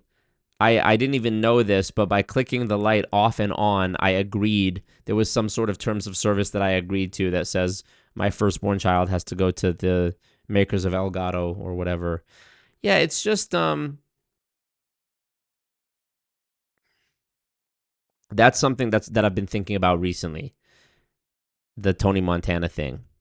I know it's so stupid because he's a criminal, but you gotta make the money first, and he's right. In this country, you gotta make the money first. Let's see that. Let's watch the scene. In this country, you gotta make the money first. Then when you get the money, you get the power. Then when you get the power, then you get the women. Cut the last bit. Don't nobody even give a fuck about the women in this situation. Incel gang, am I right? No, I'm playing. You gotta make the money first. Then when you get the money, you get the power. Then when you get the power. Then the end. Then you get the woman. Okay, just end with the power, because even the power. I know we often equate power with like being some big evil, like whatever. The power to do good, even. Spider-Man has power. He doesn't have any money. But you can use your powers for good, and that's what my Uncle Ben taught me. With great power comes great responsibility. But you don't have any power in real life unless you're going to get bit by a radioactive spider and become Spider-Man. The only power you can actually ever even hope to get is some money. So, that's something I've been thinking about. Is like I've been trying to make a difference, and I have my voice, my platform, and that has made change, and that has done good. But I'm not really protected myself if I don't have money first. So that's something I'm thinking about a lot. You gave him the money, boom. Yeah, true. And gave him the money, boom. And it's tough because the last thing, I feel like if you're somebody who's like known for like advocacy of some kind, it's going to be whatever you do to make money is going to be hyper scrutinized more than anybody else, if that makes sense. Like if you run a clothing brand, people are like, okay, you run a clothing brand. But if you run a clothing brand, but you're also like an environmentalist who's really passionate about like marine wildlife, and you run a clothing brand, now people are going to be like, oh, well, how much percentage of your profits are you giving to the marine wildlife thing? And it's like, it's more scrutinized, That's something I've been hyper conscious and self-conscious of.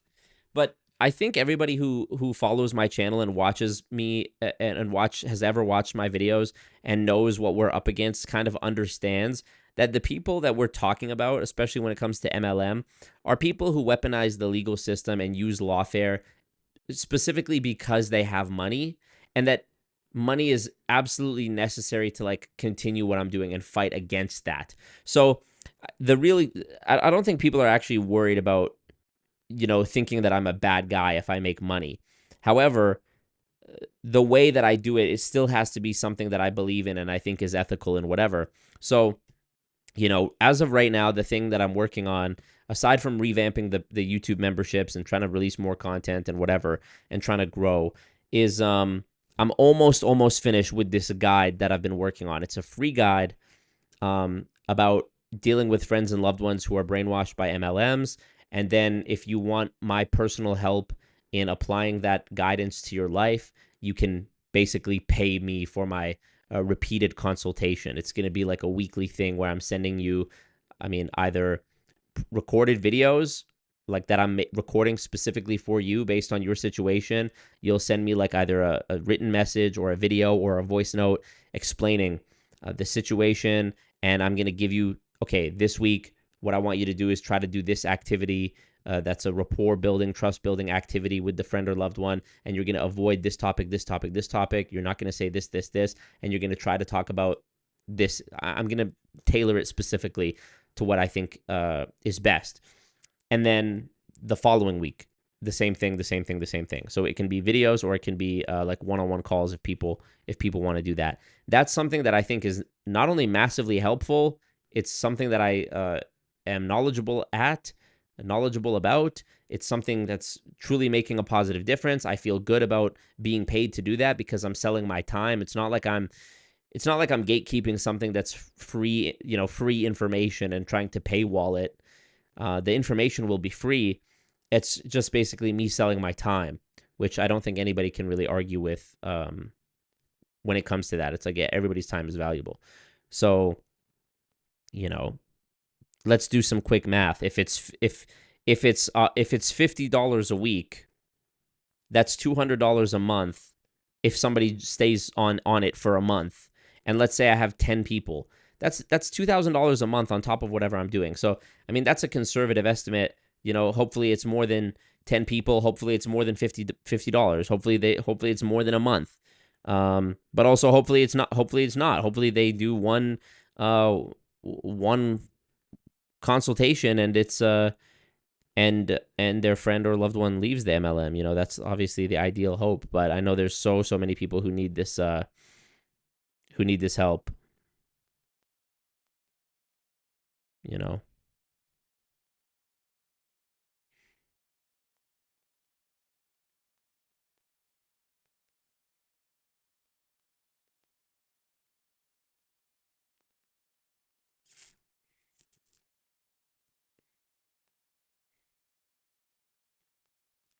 By the way, I now have the most followers on Instagram that I've ever had. The most that I ever had before this week was 17.2K in 2021. And after that, I had like lots of stress from lawsuits and whatever that I decided to back off on doing this type of content. And so I was like, I'm moving away from MLM content, and I was like desperate to steer the ship in a new direction. And I even was trying to remove people who followed me for that type of content. So over the course of like 2022, I was like literally manually removing followers in order to get my following count back to like below 10,000. Like I was keeping it at 10,000, and then if I would get 10.1, I would go and remove 100 people. Like that's literally what I was doing. And then a year later, I decided to come back to doing the content, and had to grow my channel back up. I was at like 60,000 subscribers. I dropped down to like 50,000, and I was at 17.2K on Instagram. I dropped down to like 10,000. So yeah, it was a lot of people that I culled out. And, I was able to grow it back, and now it's like still growing. So let this be a reminder to anybody who's thinking about doing content or has done it, or maybe you're in a slump with it right now.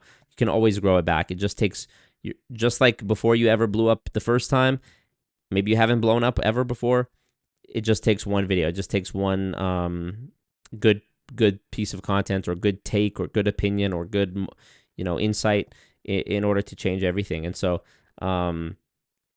yeah, also the key is whether you're a musician or whether you're a YouTuber or a DJ or whatever it is you want to do, all the things that you want lie on the other side of actually doing something, and specifically posting something. If you want to be a YouTuber and you're worried about not blowing up, you can't let the paralysis or the fear of that prevent you from actually posting. You still need to just hit post. And now, especially on Instagram, dude, I'll show you one example. Okay, here, let me show you this. So on Instagram, if you go to my Reels page, it's on my main feed as well, but you get my point. Okay, so I have this video here. This video right there in the middle, the one that says 102K, it's of Bikram right there. Okay, it's this, I'm trying to point to it. It's this one right here, okay? That right there. This is the video. So this video has 1,500 likes, 3,854 shares, and let's see. Focus on me. Okay, let's go to View Insights. Here's the stats for it. All right, you can see the stats, 102K views, 1,500 likes, 4,000 shares, 401 saves. Okay. If I go to the detailed stats on this, it says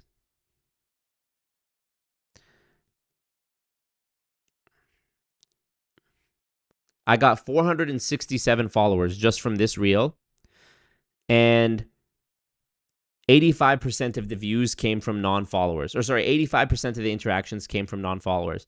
So just to be silly, this exact same clip, I reposted it again as a trial reel. On Instagram, they have trial reels, okay? I reposted it as a trial reel. And would you believe me if I told you that the trial reel actually has more views? I posted it September 17th. The original one that I posted that got 102K views was posted July 3rd. So more than 2 months later, I reposted the exact same thing. Exactly the same. I don't even think I changed the caption. Let's see.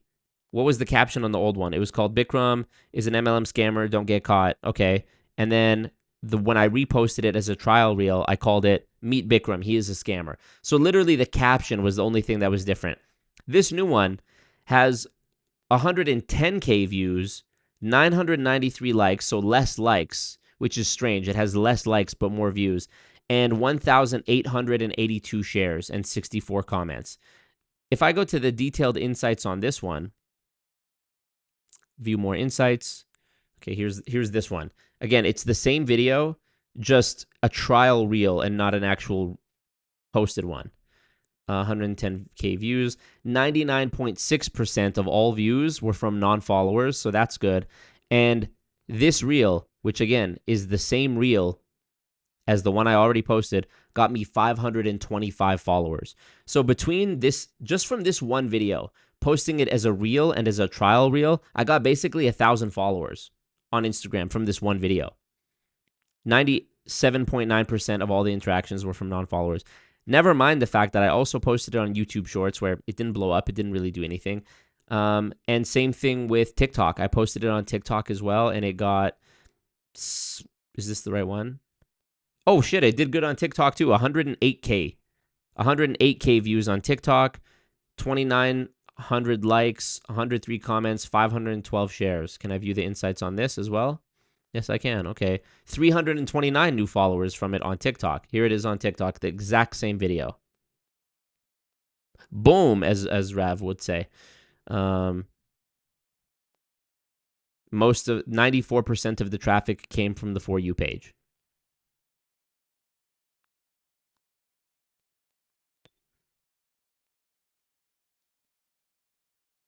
So think about it. It's just one video, you know? One video can change a lot. Never mind this one of Rav. The one of Rav that went super crazy was, I think it was like one of the first clips I posted. Yeah, the trial reel that I did of it has 22.8K views as well. But the actual main one, it was like literally one of the first clips I posted. 473K views. It's this video here, if you see it on my Instagram. MLM scammer gets caught lying about product claims. Look at the likes and the shares. 7,097 shares and 7,007 likes. It actually has more shares than likes, which is fucking wild. Let's see how many followers I got from this one. 472,000 views. 91% from non-followers. 97% of views from non-followers. 91% of interactions from non-followers. This video, guess how many followers I got from it? 2,678 followers from that one video. So between those two videos that I just showed you, and just on Instagram, I got like almost 3,000, no, almost 4,000 followers. You know? That's in like the last couple of months. Let me go to my professional dashboard here. New followers. See, this is the thing, is I need to monetize this better. Last 90 days. So last 90 days on Instagram. Here, this is what it looks like. Last 90 days, I gained 2,700 followers. I lost 1,044. And so the overall was 1,715. That's in the last 90 days. If I was to look before that, like if I could see July and August, which I can't see here, I think it's like 4,000.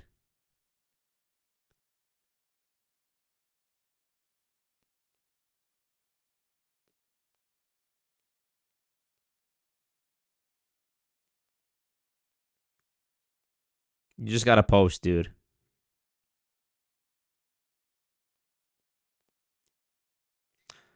You just gotta post shit. And the thing with trial reels is, you could literally have trial reels posted and no one would know. Like, you could have a completely blank Instagram page with no profile picture, no content on it, no bio, and it would be completely blank on all of the pages. Because if you're posting trial reels, if you come across someone's trial reel in your feed and then you go to their page, you click on the page and go to it, if they only have trial reels up, you won't see any content on their page. So I say this for the people who are worried about like their friends and family watching it and thinking it's cringe or judging them. Dude,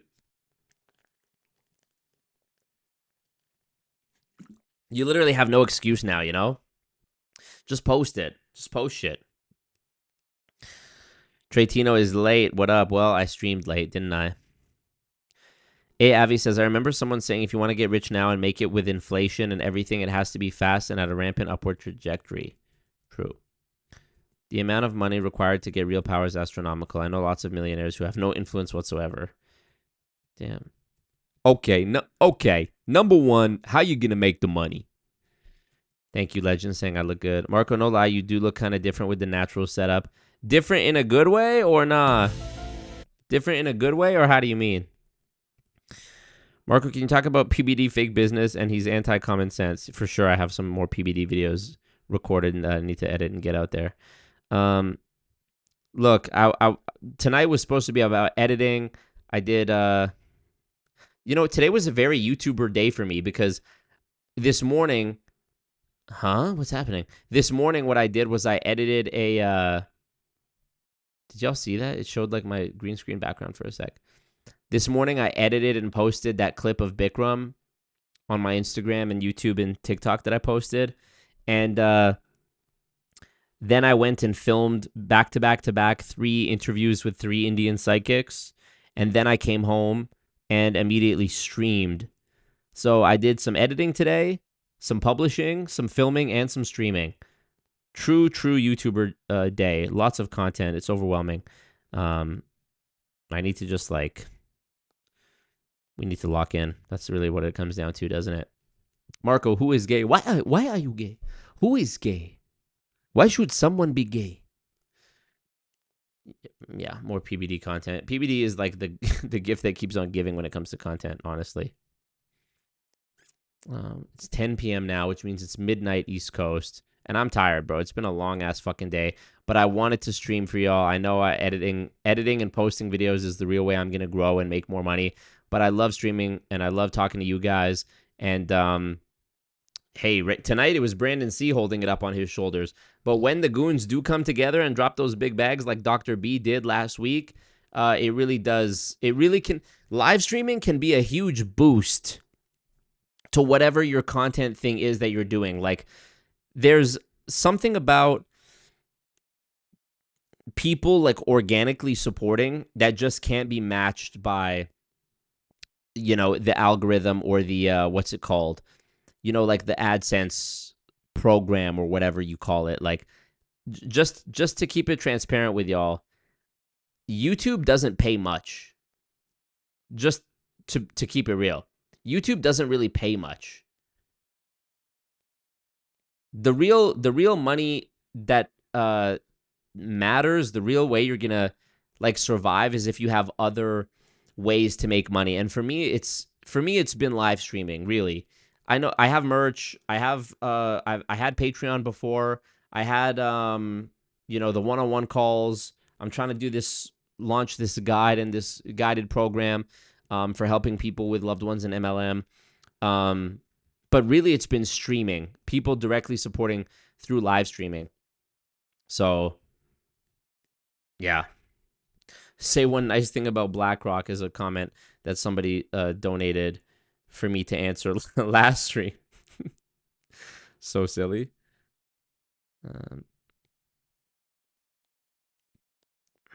Yeah. Okay, number 1. Yeah, we read that. Marco Nolas. Marco, can you talk about people? Okay, I read that already. For some reason, the shit is not loading properly. Look at the chat on here. Make streaming great again. What up, Simply Daryl? I'm in a lot of those YouTube Reddits that explain the process. It really seems like it takes a lot to make money. It absolutely does, dude. It absolutely does, I think. I'm still trying to figure it out. You know, I'm still going like little by little, and I'm trying to, you know, I need to leverage the audience that I do have to try to, I need to leverage the audience that I do have to make more, you know. Like, let's say I was able to get 5% of my audience on YouTube. That's like 6,000 people. If I was able to get 5% of my audience to subscribe to something for even $1 a month, that's another like 5-6 grand a month. So that's what I'm, you know, hopefully we can get hopefully we could get 5% to even join the lowest membership tier for $5 a month. That would be amazing, you know? At least that way I could afford to hire a editor, get more editing done, get more videos out, and it's going to help it grow even quicker, you know? I have a buddy with 250K followers on Instagram. It makes him almost nothing. People say school is it, allegedly. I've heard about this school thing as well, but I don't know. Something about it seems sus to me. I need to do more research on it, I guess. But yeah. I like the idea of helping people one-on-one. I feel like that's what is needed when it comes to the MLM problem specifically. So, yeah. Anyways, y'all. I'm tired and I don't want to burn myself out. I want to wake up tomorrow and get started on this editing so I can get this content out to you. I have a bunch of videos that I'm like buried with, overwhelmed with. The Julie Anderson interview that I filmed literally in July, too long ago, is done, and I am going to post that tomorrow for all channel members. So if you're a member on the channel, it's going to be posted for you first. It's not going to be on Patreon. YouTube channel memberships, join. You should, I don't know if they launched it already, but the YouTube channel memberships, they said they're going to start making it so that you can purchase it on mobile as well. Where is it? Live features. You'll soon be able to stream across formats, create shorts from your lives, react to live streams, and more. Okay, cool.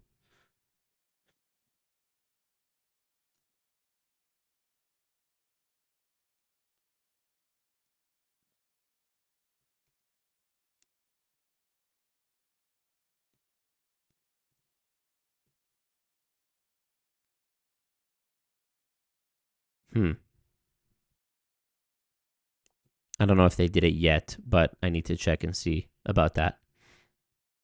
Anyways, they said they're bringing it. They said they're bringing it out, so that'll be something to see, I guess. School is little sus because it's a bunch of dead communities soon. Probably like Discord has probably become. Yeah, maybe. Daryl says I'll subscribe to your YouTube soon. Thank you, Daryl. Appreciate you. Well, you're already subscribed, but yeah, to the memberships, I guess.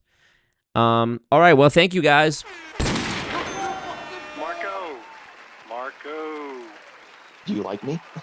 Yeehaw, it's bull wrangling time. I took a full load.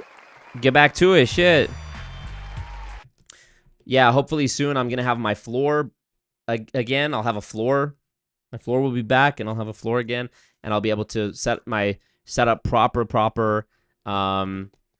If you want to support the channel, I need to get a new external monitor so I can have a second screen when I'm streaming. I need to get recoup the costs for these Indian psychics, recoup a fucking ton of other money that I had to spend because of this fucking path that I chose. So yeah, I appreciate you guys supporting, and I got to get it out the mud. Appreciate you guys. Hang in there. Inshallah, there's a better future around the corner, you know? I'm still holding out hope that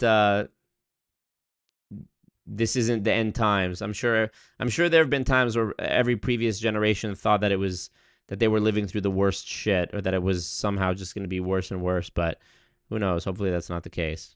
Anyways, appreciate you guys not being bots and being real humans that I can actually chat with, and you know, it's not dead internet theory after all, I guess. Mickey, yeah, Sam Land's perfect timing. All right, appreciate you guys. Later.